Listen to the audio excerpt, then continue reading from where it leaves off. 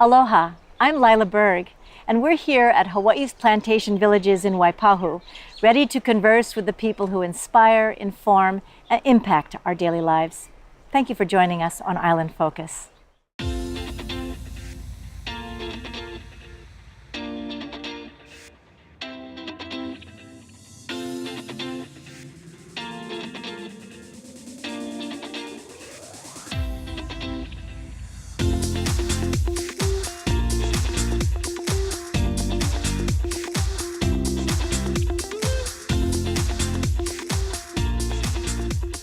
So this beautiful property shows us an example of plantation life. But what really is the significance? I think what's special about the village, it tells the story of modern day Hawaii. It's a story of how all the different ethnic groups kind of got together, learned to work together, and learned to live together. Yes, and if these are replicas of what really happened, it strikes me that these houses look so comfortable and they're so close to each other. Yeah, I think one significant thing, the way almost all the houses are set up, they all have porches. And I think that was an important part of the early culture because this is where everybody spent a lot of time in the afternoons, sitting on benches or chairs. And as kids would walk by, they would ask them, hey, how's your mom doing? How's your uncle? So everybody, the community was really close. Wouldn't it be wonderful if we could remember that and also enact that still? Oh, yeah. And the collection of cultures and the combinations really, and how we really all won. We want to share that story, modern day Hawaii, how we got here, basically. Well, it's wonderful, and I think you grew up in this area, did you? Yeah, born and raised in Waipahu. Well, thank you so much for taking the time to share what's important to you and also to remind us what should be important to us.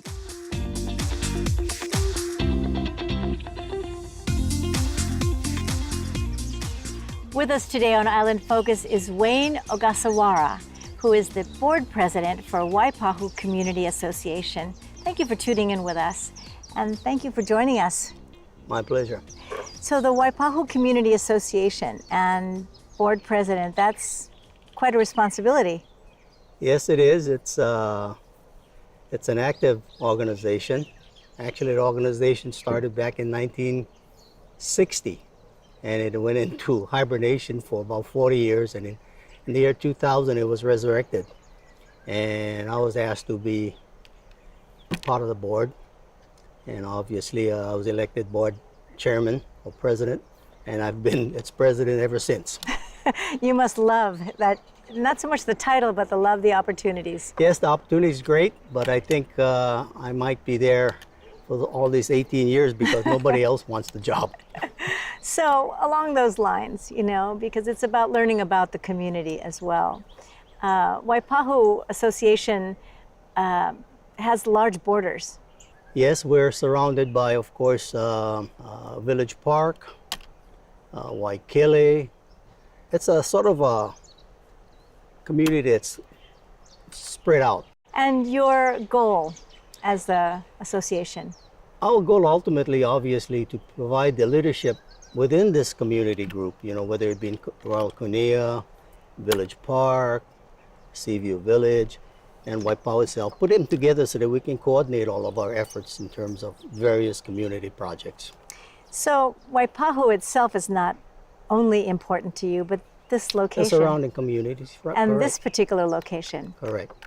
Yeah, this of course has a lot of history in back of the area, but of course we're connected. We have plans to connect this particular facility with our festival marketplace, which is just a block away. Did you grow up in this community? No, I'm actually a guy from the Waipahu area, growing up in a pineapple plantation outside of Waipahu. Well, you can relate. Yes, I'm a product of the plantations, and this really feels like how I grew up, being in this environment. And your profession right now as a businessman is still in agriculture. Yes, I was in the, I've always been in agriculture. I've been in the fertilizer business, and for the last maybe 25 years, I've been an active farmer with several hundred acres in the Mililani area. You know, when there's so much talk about sustainability in Hawaii and local products, I see a bit of a disconnect with supporting farmers.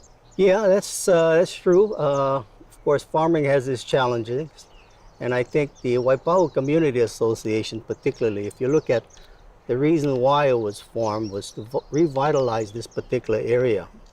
With the demise of Oʻahu Sugar, Safeway supermarket closed up. Waipahu was really a depressed area. But at the same time, as lands became available in the surrounding area, particularly the sugarcane lands, these lands had to be put back into agriculture, not only to maintain the tax base that's advantageous for landowners, but also it provided a venue for all of the immigrants that was coming in, the Laotians, the Vietnamese. Those people, gravitated towards farm, the agrarian type of background which they came from. So in developing this festival marketplace, our community association did, we created a venue for them to sell their produce. Instead of taking it all the way down to Chinatown, we created our own upscale marketplace. Well, we're going to look forward to hearing a little bit more at another time about that festival. And thank you so much for sharing not only your love for Waipahu, but also your love for farming. Thank you. We've been listening into a conversation with Wayne Ogasawara, who is the board president for the Waipahu Community Association. How interesting. Thank you.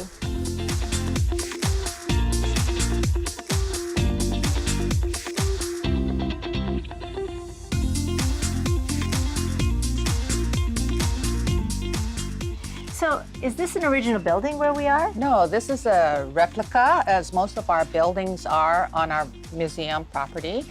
We do have one original building. And where would that be? So this is our Chinese kitchen. It was built around 1910. It was used as a family gathering place or for social gatherings? It was mostly for social gatherings for the Sungni Society. Which is representative of this building. Right. And so when we talk about the Chinese in general, where were they in the wave of immigrants that were coming in? So the Chinese were the first immigrant group to come to Hawaii. About 1850, about 46,000 of them came to Hawaii to work in the sugar plantations. And did they come with their families? Or? No, most of them were men and single men, and their purpose to come here was to make money to go home, hopefully rich. But a lot of them stayed on, went on to California, or made a new life for them in America. We don't always think about the different cultures that were our ancestors here in Hawaii when we're growing up. It's sort of the purpose of plantation villages, isn't it? The immigrants that came, the Portuguese, Puerto Ricans, Filipinos, this was their start. I love this building. I love the color, and especially the fact that it sits a little bit higher, so it kind of looks over the landscape. Very impressive. Thank you so much. Thank you.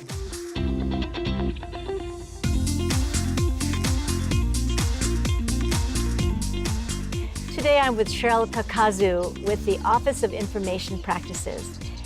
Thank you for joining us. Thank you, Lyla, for having me. Such a formal title for an informal place. Yes, but beautiful. You're familiar with the country. Yes, I grew up in Waipahu.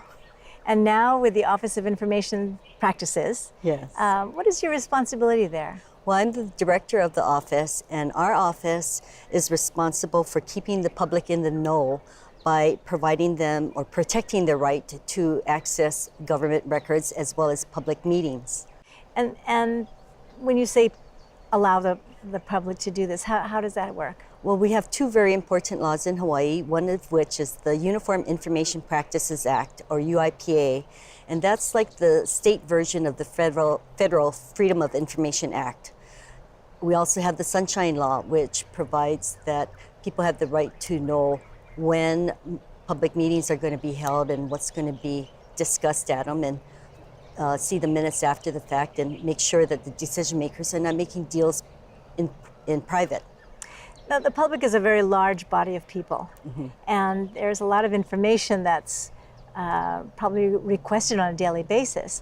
How do you handle all that? Well, actually, we handle most of our inquiries through our Attorney of the Day service, so anybody can call our office or email and get the same day response to their questions. So this takes care of about 77% of the cases or the requests for our services that we get every year. Last year, which was fiscal year 17, we had 956 Attorney of the Day inquiries, and virtually all were responded to very quickly, typically within the same day. It must require a large staff to do this. Yes, but we don't have one. We have only 8.5 positions, of which 6 are attorneys, including myself. And in comparison to other state good government agencies, that's very little. And our budget really hasn't changed much since 1994. I mean, we have 42% today of what we had in fiscal year 1994 on an inflation-adjusted basis. Back then, the office had 15 positions and 827,000 or more in its budget, which would be equivalent to 1.37 million today. Today, OIP has 8.5 positions and a budget of $576,855, and that's it. And probably a lot more complaints and a lot more issues that rise. Exactly. I mean, since I've become director in 2011, we have twice as many formal complaints or cases that have been filed with us, as well as a 49% average increase in the number of Attorney of the Day informal inquiries. So what that tells me actually is that people are trusting the office as a state agency to help them on one hand, and on the other hand, is there a lot more problems that need to be handled? Maybe because they know of our office more, people are calling us more. But we have a problem in terms of not being able to handle the volume of work that we have to do, because the cases are not all that we do. We do some very important other duties, such as rulemaking and training and everything else. Now, when it comes to our formal cases, many of them require written opinions, and that's where we've really been working to bring down the age of the opinions. When I came in 2011, because of the history of the office being cut in terms of the budget and positions, I found an 89 case backlog that had been left behind by the 4 prior administrators dating back to 1999. So this is 2011, which is why my first order of business was, let's clear up those old cases. People have been waiting 12 years for those cases. In the meantime, though, all the new cases coming into our office doubled, and we just had too much work to handle.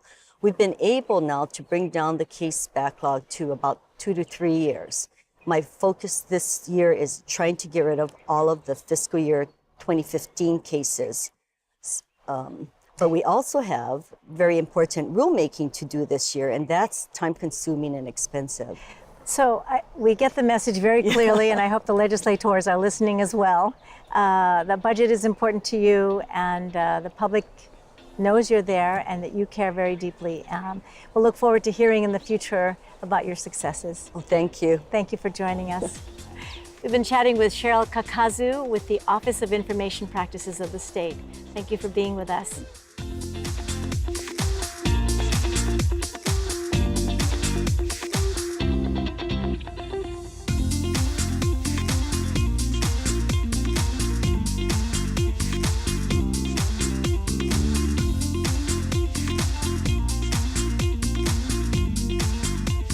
We're here at Hawaii's Plantation Villages with Deborah Seisman, who is Executive Director of Hawaii Children's Action Network.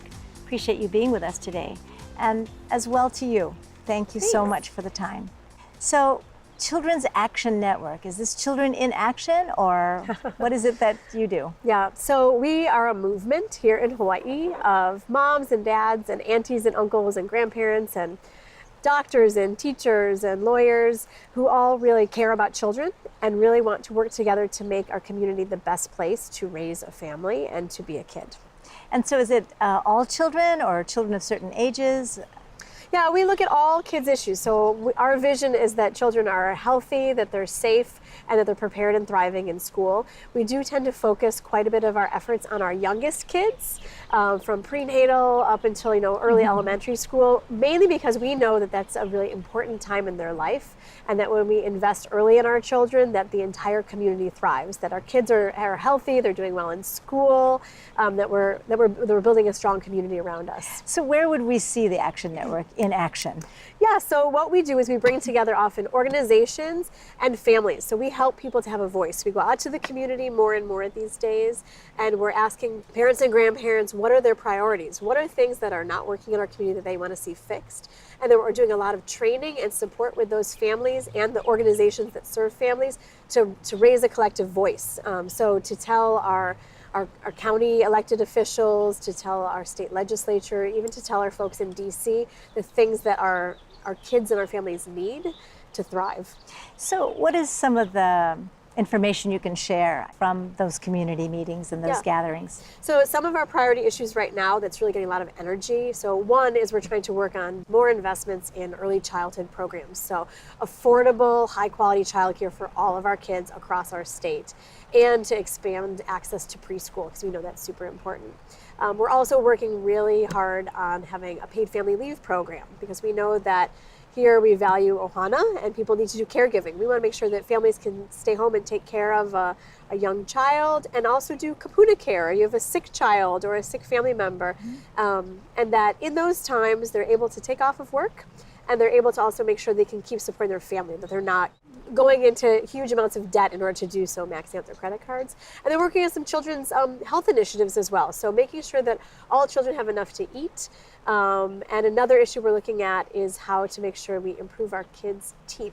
We have the worst teeth for our keiki in the nation. And so what do we need to do as a community to stand together and make sure that kids have great smiles? Well, you seem to love what you do, and there's a lot of contribution that the organization makes to society in general. What are some of the challenges? Well, I think the challenges is that we're really working to be community driven. So that means we need more volunteers. We're really trying to get people together and mobilize them. So we're always looking for folks to help us out, to go out and talk to other parents, to talk to their churches or their Rotary, or help us at community events to get the word out and to engage more people, because that's what we do. This is how do we have more community voice. Involvement and participation. Right. And it's community driven, so we're also always looking for financial support in any way, shape, or form, because this is really a movement of Hawaii's families and driven by Hawaii's families.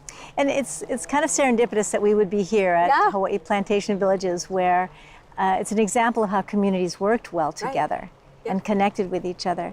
And so if we have a parting thought from your perspective. Yeah, I think it's that families know a lot about what's needed and how we can come together and build a better community, and we are really just here to help support them and give them tools to have that voice. Well, thank you very much for the work that you do, and we'll look forward to seeing more action from the Action Network. Thank you. We're here at Hawaii's Plantation Villages with Deborah Seisman, who is the Executive Director of Hawaii Children's Action Network. Appreciate you being with us.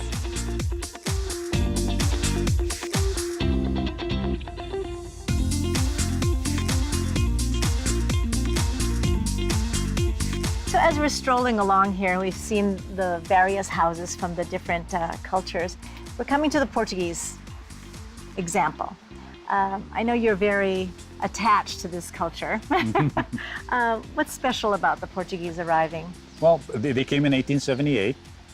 One of the big contributions, Portuguese brought with them the forna. Okay, up to that point, our staple in Hawaii was either rice or poi.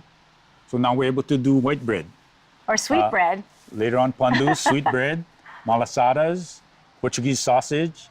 And they also brought the ukulele. Right. They brought what they call the brahanya. And when the Hawaiians first saw somebody playing the brahanya, reminded them of dancing fleas. So uku in Hawaiian is fleas, lele, dancing. So ukulele came to Hawaii. Amazing. And different from the Chinese, they came afterward. Mm-hmm. They came right after the Chinese. Big difference is they were able to bring their families, okay, because of the distance they had to travel. So Portuguese came over with families. And I love the fact that they have a European influence and brought that flavor, if you will, to our mix. Thank you so much for your dedication to this place and also for giving us a little more information on history.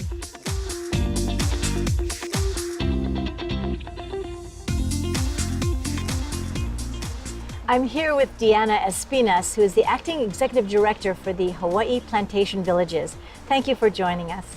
And much mahalo to you for being with us. Thank you for inviting me.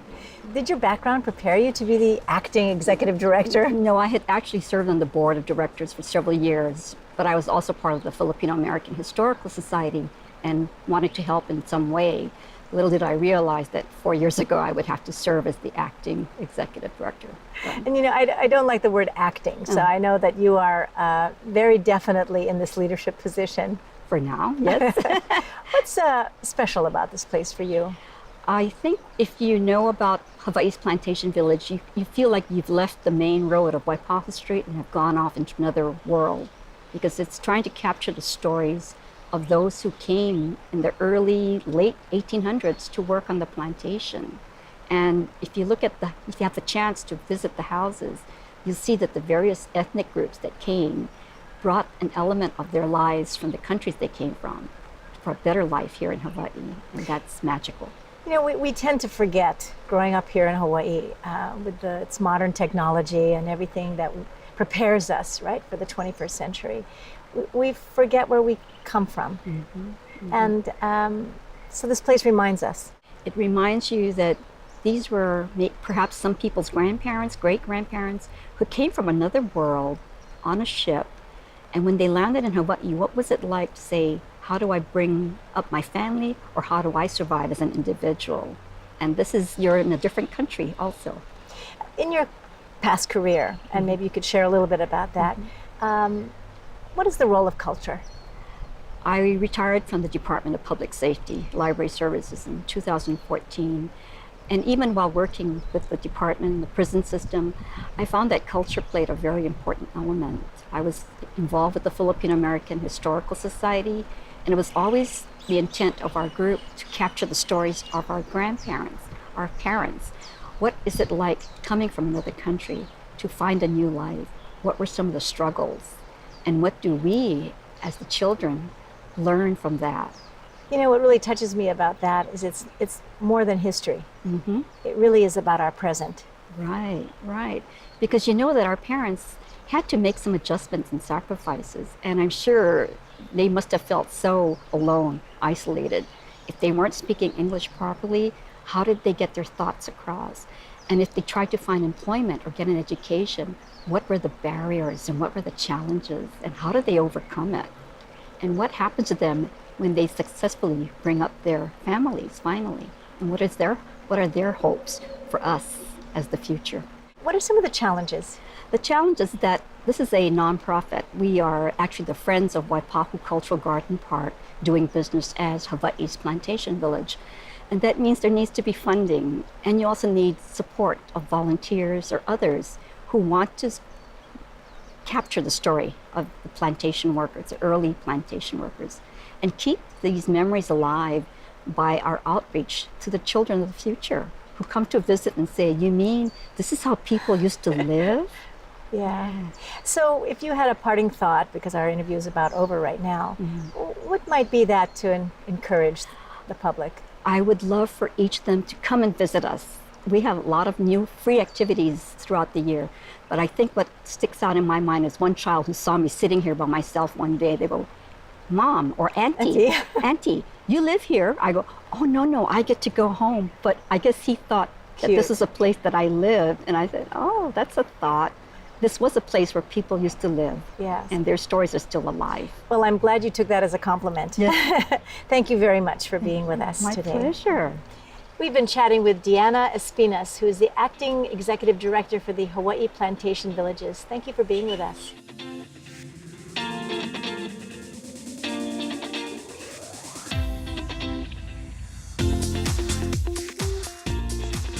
Mahalo to Hawaii's Plantation Villages in Waipahu for hosting us today, and to you for tuning in to Island Focus. I'm Lyla Berg. Aloha and malama pono. Take care of each other. See you soon.